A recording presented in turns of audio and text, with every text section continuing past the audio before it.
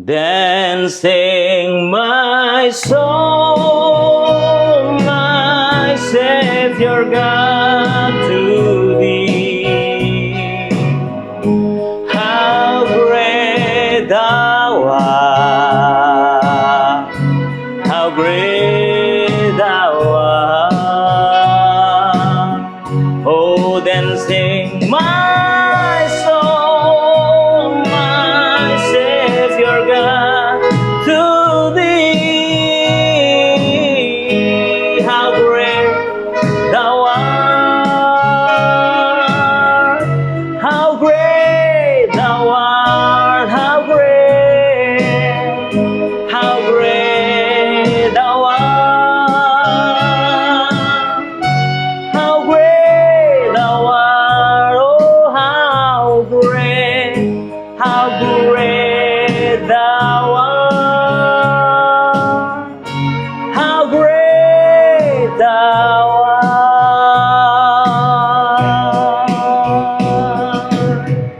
how great thou art. Haleluya. Wah.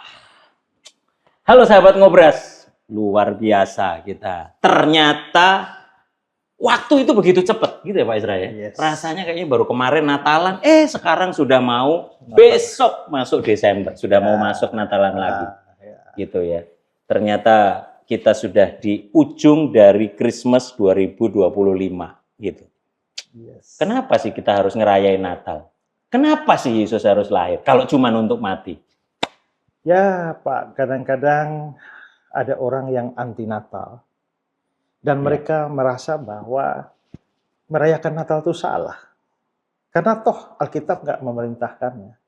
Bahkan tidak ada tulisan Natal di dalam Alkitab gitu ya. Tapi mereka tidak sadar juga bahwa tidak ada larangan.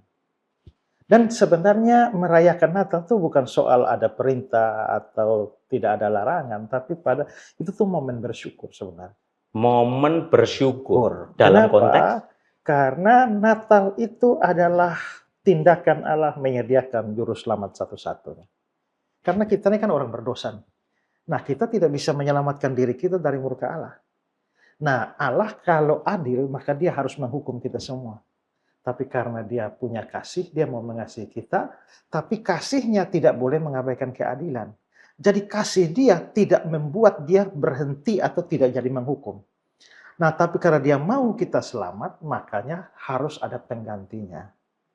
Mengganti manusia berdosa untuk menerima hukuman itu, dan hukuman itu mati. Nah, siapa yang layak menggantikan? Harus manusia, karena yang berbuat dosa manusia. Tapi yang kedua harus tidak ada dosa. Karena kalau dia ada dosa ya sama dengan kita, ngapain dia ganti kita kan? Maka butuh manusia yang tidak ada dosa. Nah, manusia ini banyak, tapi yang tidak berdosa kan nggak ada. Tapi apakah itu tidak menabrak dari hakikat Tuhan yang begitu penuh dengan kasih, Allah yang penuh kasih, lalu dia mengirim anaknya lahir, kita rayain Natal, dan padahal kehadirannya hanya untuk mati. Nah, memang itu harus, karena itulah untuk sesaat Yesus itu dijadikan berdosa. Dia tuh anak yang dikasihi.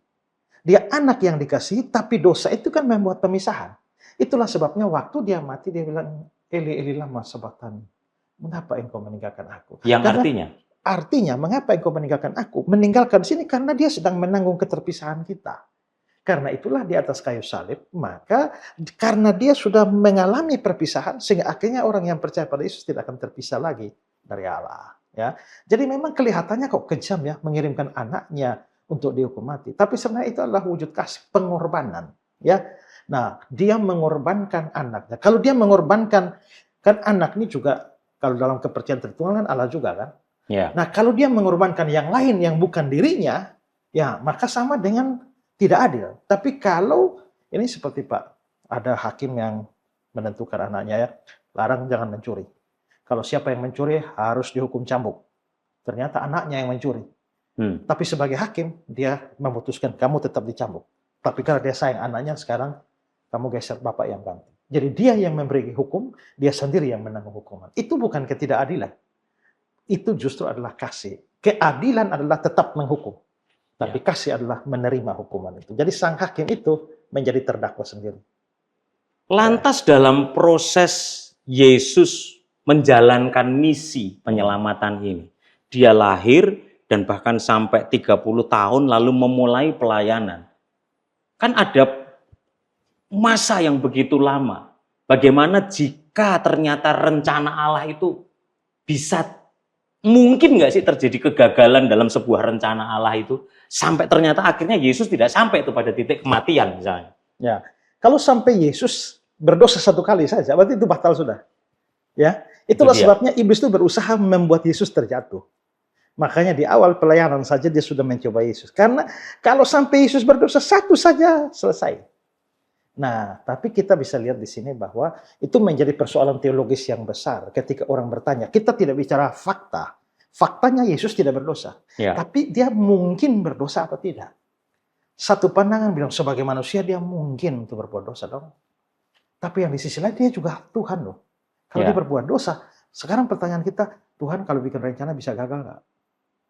Nggak mungkin gagal. Kalau memang nggak mungkin gagal, itu artinya bahwa rencana penebusan itu tidak mungkin gagal. Maka itu pasti terjadi. Nah, sementara ada banyak orang yang berusaha mengintimidasi, menyerang. Kalau dia benar-benar anak Allah, bahkan dia Tuhan sendiri, kenapa dia tidak berusaha menyelamatkan diri? Kan sering terjadi serangan seperti itu, Pak Sir. Ya, nah kalau memang dia mau menyelamatkan diri, ya artinya tujuan datangnya untuk apa begitu? Kan memang tujuan datangnya mati, kan Matius 20:28, anak manusia datang untuk memberikan nyawanya menjadi tebusan bagi banyak orang. Kalau tujuan datangnya mati, terus akhirnya mau menyelamatkan diri, ya berarti tujuannya gagal. Jadi kalau sampai Yesus menyelamatkan diri dan tidak jadi mati, dia tujuannya gagal. Tapi dengan akhirnya mati, justru membuat tujuannya terlaksana. Jadi, makanya justru itu jawaban kita seharusnya ketika makanya serangan di atas itu. kayu salib dia bilang, sudah selesai. Artinya misinya selesai. Misi penebusan selesai. Kalau bayangkan kalau dia nggak jadi mati, apanya yang selesai? Dan tidak ada alasan dia datang ke dalam dunia kalau begitu. Dan itu tidak bertolak belakang dengan kasih Allah. Karena sesungguhnya itu adalah wujud kasih Allah yang sesungguhnya. Ya, jadi sebenarnya Natal itu penting sekali. Karena itu adalah momen di mana Allah menyediakan juru selamat. Juru selamatnya memulai action penyelamatan itu nanti di Jumat Agung. Ya. Tetapi penyediaan juru selamat itu di Natal. Karena itu kalau Natal tidak ada, Jumat Agung tidak bisa ada. Ya. Bagaimana dengan tokoh-tokoh di sekitar Natal yang memungkinkan rencana Allah sampai gagal? Misalnya Maria, wah kalau sampai dia tidak menjalankan dan tidak taat. Misalnya Yusuf, wah kalau ternyata dia akhirnya berusaha untuk menceraikan Maria. Atau mungkin dia tidak bisa menggenapi nubuatan-nubuatan sampai Yesus akhirnya lahir di Bethlehem.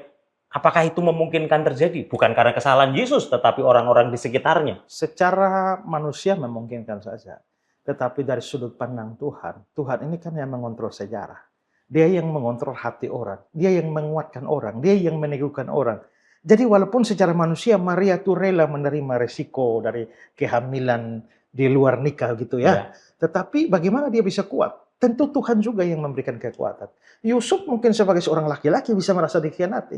Tapi Tuhan juga lah yang memberikan kekuatan lewat malaikat, dia dikuatkan. Jadi pada akhirnya kita bisa lihat bahwa memang rencana Tuhan itu tidak bisa digagalkan. Manusia tetap ada dalam kendali Tuhan, biarpun waktu Tuhan menguatkan, dia tidak memaksa seseorang untuk seturut dengan kehendaknya. Dia bekerja dalam kehendak orang itu, sehingga akhirnya orang itu dengan rela melakukan apa yang dia mau. Sekalipun ada tokoh-tokoh jahat di sekitar sebuah rencana Allah itu sedang berusaha membelokkan rencana Allah. Misalnya Herodes, misalnya perintahnya itu. Bahkan sampai di ujungnya nanti ketika Yesus mau mati, harus ada tokoh seperti Yudas. Nah, apakah itu semuanya dalam kendali Allah? Pasti. Karena gini deh, coba Pak lihat ya. Ada waktu Yesus pulang dari Mesir tuh ya. Dikatakan hal itu genaplah supaya hal itu terjadi supaya genaplah firman Tuhan, dari Mesir kupanggil anakku. Berarti anaknya kan harus dari Mesir dong. Nah, kenapa Yesus harus pergi ke Mesir? Kalau Herodes nggak mau bunuh dia kan nggak perlu lari ke Mesir. Tapi justru Herodes mau bunuh dia, lalu akhirnya dia diungsikan ke Mesir. Beberapa saat Mesir kembali, lalu genaplah firman Tuhan, dari Mesir kupanggil anakku. Artinya Herodes nggak sadar.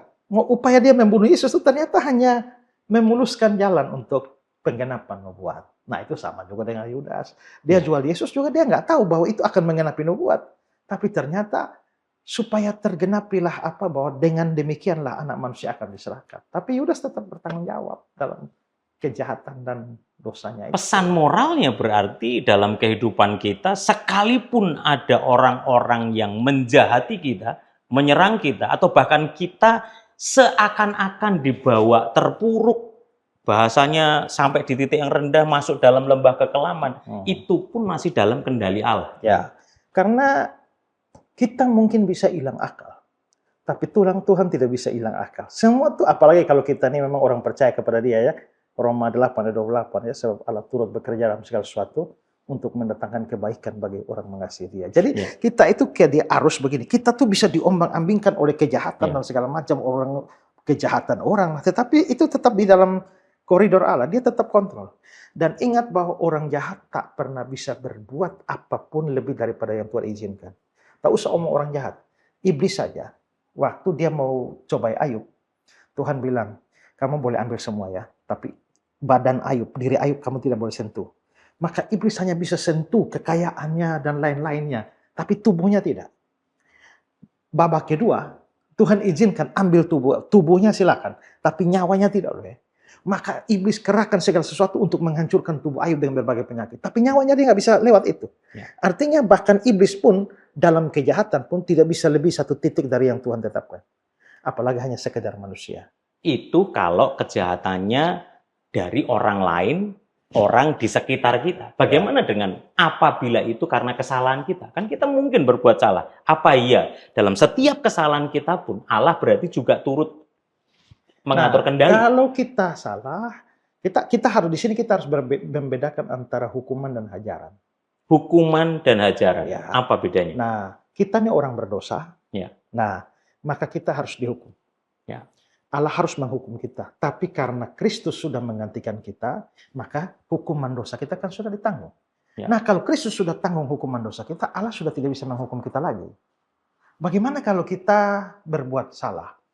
Apakah kita dihukum? Tidak. Kristus pun sudah mati untuk kesalahan itu. Tapi karena kita sekarang sudah anak, ini ceritanya anak yang nakal. Maka dia nakal, maka Tuhan harus menghajar, bukan menghukum.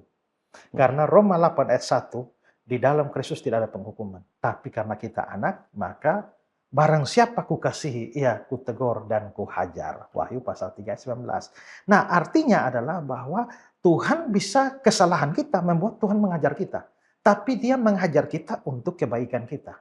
Jadi sebenarnya kita lihat kejahatan orang lain juga hanya membawa kebaikan bagi kita. Kesalahan kita sendiri pun kalau mendatangkan hajaran toh untuk kebaikan kita juga. Jadi sebenarnya apa sih yang membuat kita bisa keluar dari kendali Tuhan? Tidak. Semua akan under kontrolnya Tuhan. Dan kalau orang percaya begini, dia nggak akan putus asa, apalagi bunuh diri. Itulah pentingnya kita beriman kepada Tuhan, mempertahankan iman. Kata iman itu bukan hanya masalah kepingin memiliki ini, mengklaim ini, punya itu. Tapi justru bahkan ketika seakan-akan keadaan yang terjadi itu tidak seperti yang kita harapkan, kita tetap meletakkan iman kita kepada Tuhan. Kira-kira begitu. Karena percaya Tuhan baik. Tuhan itu baik, Dia tidak mungkin berbuat atau melakukan hal yang tidak baik bagi kita. Itu bukan berarti kita tidak bisa mengalami hal yang tidak baik, tapi Tuhan hanya mengizinkan hal-hal yang baik yang akan mendatangkan kebaikan bagi kita. Walaupun itu nggak enak, tapi itu pasti ujungnya kebaikan. Pesan moralnya kita memasuki Natal, apa yang harus kita siapkan, mentalitas apa, dan hati kita harus bagaimana dalam meresponi Natal, kelahiran Juru Selamat buat kita. Natal itu penting karena penyediaan Juru Selamat. Penyediaan Juru Selamat. Nah, artinya kalau Juru Selamat, tapi kalau kita merayakan Natal, tapi kita tidak punya Juru Selamatnya, nah ini tidak ada manfaat. Apalah artinya kita pesta Natal, besok mati masuk neraka juga. Apa artinya kita bersuka cita nyanyi lagu-lagu Natal, tapi ternyata Yesus tidak jadi Juru Selamat. Yesus memang Juru Selamat, tapi tidak menjadi Juru Selamatku. Karena itu merayakan Natal itu pertama kali pastikan bahwa saudara itu memiliki dan menerima Yesus sebagai Juru Selamat. Nah, kalau saudara sudah terima Dia dan sudah miliki Dia Juru Selamat, ingatlah bahwa ada banyak orang di luar sana yang belum punya Yesus sebagai Juru Selamat. Mungkin dia Kristen saja, tapi sudah dibaptis, sudah tabis sidilah, sudah jadi majelis, sudah perjamuan, tapi dia belum punya Juru Selamat. Maka Natal itu adalah momen di mana kita beritakan Injil pada orang. Natal adalah momen kita memberitakan Injil kepada orang lain. Ya, karena Allah sudah sediakan juru selamat. Penyediaan Yesus itu terlalu mahal. Ya. Nah, Pak, kalau saya kasih Bapak barang murahan, Bapak buang, saya juga nggak marah juga. Tapi kalau saya kasih barang saya yang paling berharga buat Bapak dan ternyata Bapak buang saja di situ, wah, itu membuat saya marah. Nah, Yesus itu pemberian terbaik. Dan kalau pemberian terbaik itu ditolak, padahal harusnya kamu tidak terima, tapi ini kasih karunia yang paling baik itu ditolak, maka layaklah Allah menghukummu lebih berat. Oh, ya. Nah, karena itulah maka Allah itu pencinta terbesar. Ya, kalau Yohanes 3:16 itu menarik, Pak. Karena begitu besar kasih Allah. Ini yang terbesar pertama itu pencintanya itu terbesar. Kasih Allah ini alasan untuk memberi itu terbesar. Memberikan anaknya yang tunggal itu juga terbesar. Supaya setiap orang yang percaya kepadanya, ini tuntutan terbesar. Tidak binasa itu adalah pembebasan terbesar. Melainkan beroleh hidup yang kekal itu harta terbesar. Jadi sebab itulah greatest gift, hadiah terbesar. Natal itu adalah hadiah terbesar. Kalau hadiah terbesar macam begini kau tolak dan kau remehkan, kau hina-hina, ya, maka kebangetan. Ya, kebangetan. Dan itu siap-siap untuk dapat hukuman terbesar. Ya. Nah, wow, sebegitu pentingnya makna Natal buat kehidupan kita. Closing statement, Pak Esra, buat sahabat Ngobras, buat sahabat Bible Class dimanapun berada, bagaimana kita meningkatkan iman percaya kita kepada Tuhan dan menjaganya sampai pada kesudahnya, sampai kita dipanggil Tuhan. Kita, seperti saya bilang tadi, ya, harus pastikan saudara punya Yesus sebagai juru selamat. Itu memastikan kepastian kekal, hidup kekal kita. Tapi kalau kita setelah percaya ternyata Tuhan belum panggil, masih kasih napas hidup, artinya Tuhan kasih kesempatan untuk melayani Tuhan, untuk mengasihi Tuhan. Maka hidup ini adalah kesempatan. Hidup ini adalah kesempatan untuk menyenangkan Tuhan, melayani Tuhan, mengisi diri dengan kebenaran firman Tuhan. Makanya kita mengadakan Bible Class di Ngobras, di BBC. Tujuannya adalah melengkapi kita makin hari makin mengerti Tuhan dan makin mengerti apa yang Tuhan mau. Dan dalam kaitan dengan Natal itu dimulai dari hati Allah. Tapi itu baru sempurna kalau mencapai hatimu. Nah, itu pesan untuk orang yang sudah di dalam Tuhan. Dan buat orang yang mungkin selama ini menolak Tuhan, tidak percaya keilahian Yesus, bahkan selagi kita masih diberi napas, berarti masih ada kesempatan juga untuk kembali dan percaya. Allah tidak mungkin tidak menghukum engkau orang berdosa. Pasti akan menghukum. Tapi hukuman itu hanya dua kemungkinan. Terjadi padamu atau terjadi pada juru selamatmu. Nah, kalau saya punya juru selamat, artinya hukuman saya tidak jadi ke saya, tapi di juru selamat. Tapi kalau kamu tidak punya juru selamat, maka hukuman itu akan jatuh padamu. Nah, sekarang pilih sendiri.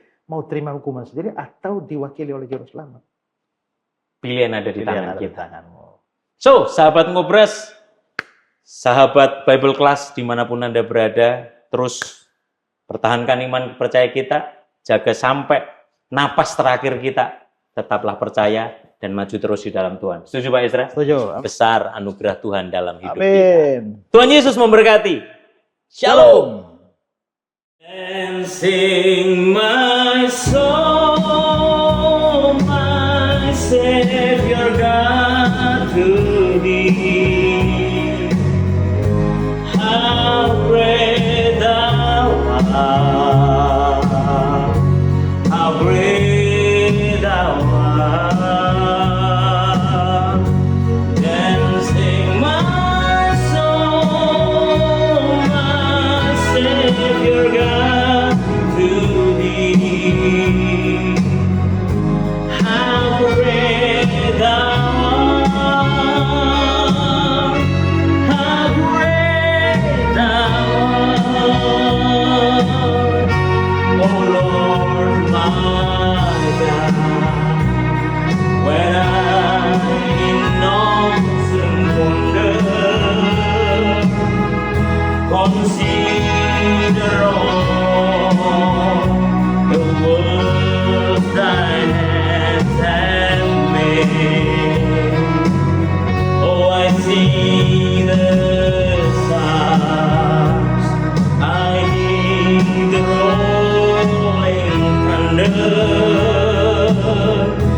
Thy power throughout the universe displayed.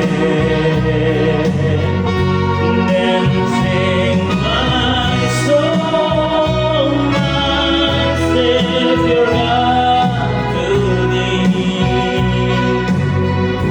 How great thou art, how great thou art.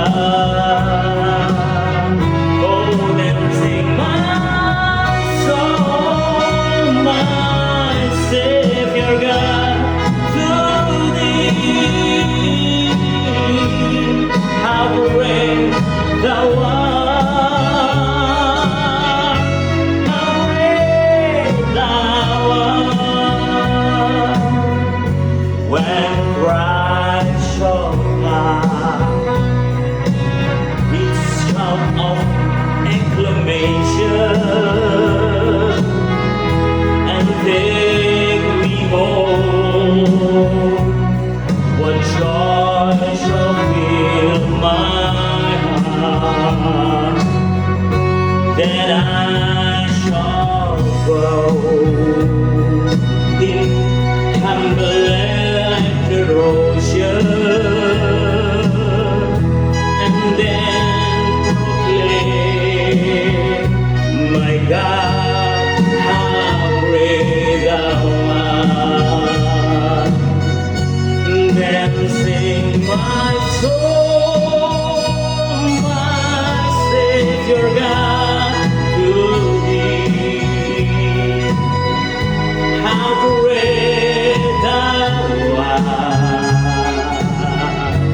how great thou art.